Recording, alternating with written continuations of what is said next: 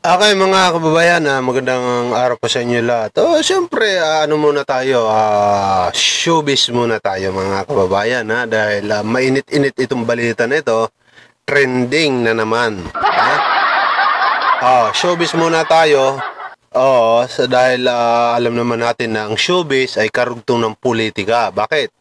Ang mga nasa showbiz kasi mga kababayan ay tumatakbo sila sa pagkapolitika, kaya automatic po yan na kailangan po natin ito pansinin.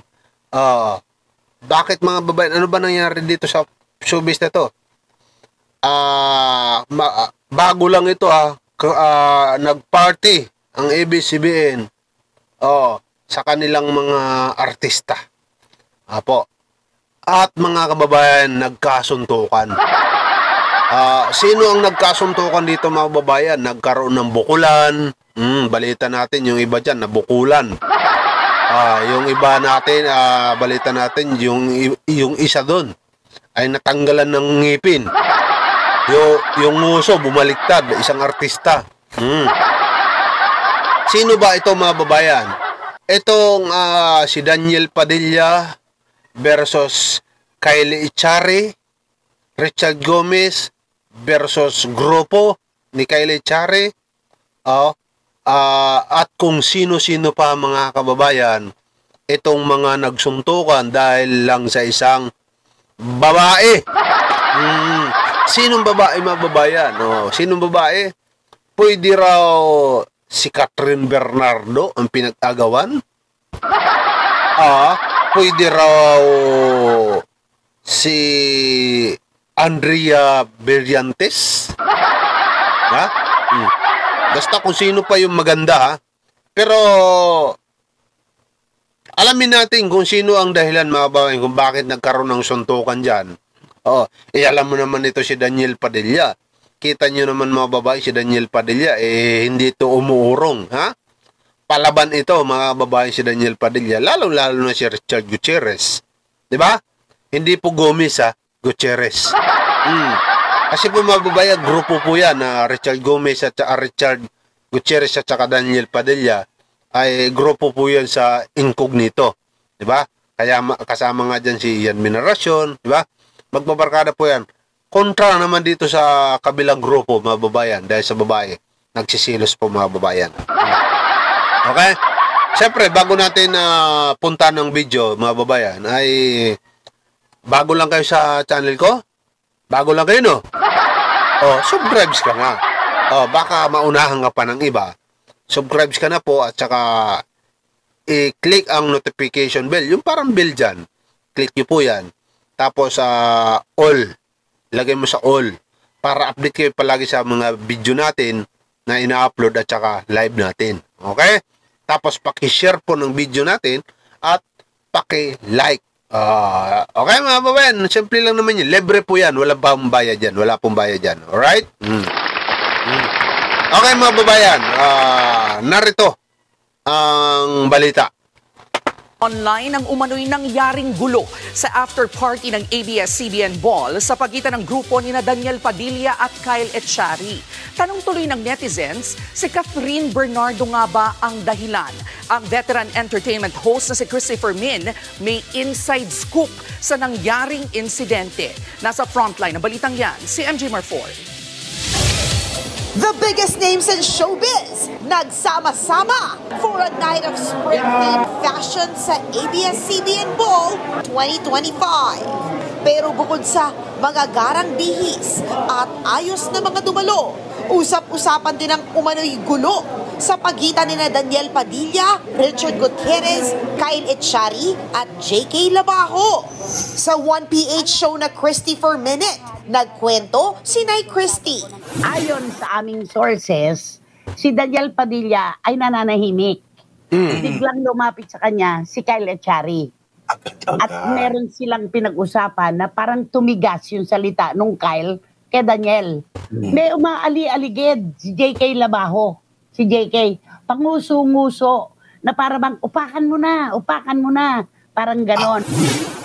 Ayon pa sa source ni Nay Christy, nakita raw ni Richard ang pag-aligid ni JK at Kyle kay Daniel, kaya lumapit ang aktor at umawat. Pero hindi raw ito nagustuhan ni JK at hinamon si Richard ng suntukan. Nung akmana, nasusugod si Richard, nagdatingan ang mga security guard at ang iba pang mga tagapamuno doon. Nang mag-akyata na raw ang lahat sa rooftop bar ng venue, dito na raw nilapitan ni JK si Richard. Nakalusot yung JK Labajo, lumapit kay Richard Gutierrez at kunwa-kunwaring nagsosorry pero pangisi-ngisi. Hinamon ulit si Richard. Then nakita niya yung gusto niyang makita. Di ba? Nasa pool siya, sa may ulo. Nasa pool siya. Nagpang-abot talaga. Oo, natural na off-balance pa nga si Richard. Si Tita Annabel nga, napaupo pa. Tumakbo daw yung JK Labajo. JK Labajo, sumugod talaga. Nasa gataan niya, si Tita Annabel. Pero paglilinaw ng source ni Nay Christie, hindi raw tungkol kay Catherine ang gulo. Dahil buong gabi naman daw, na deadma lang si Daniel kay Catherine. Wala pang pahayag ang mga artistang sangkot sa issue. Nagbabalita mula sa Frontline. MJ Marfori, News 5. Ayan mga babayan na maliwanag na hindi dahil kay Catherine Bernardo ang gulo dyan sa party-party na yan.